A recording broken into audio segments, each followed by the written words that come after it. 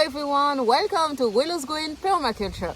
It's Magali and Stefan, and today we are welcome you for... Oh yes, we'd like to invite you to the Coboconk Community Center on Monday, September 16th at 6:30 p.m. for a workshop and presentation on preserving the harvest. Yes. You can get all the details in the description below, and if you stay tuned for the rest of the video, you can get some ideas of some of the kinds of vegetables and so on that we're going to be talking about in the workshop for preserving. And if you're coming and you've got some requests as far as what you'd like to see in the workshop, well then put a comment below and we will do our best to include it in the workshop.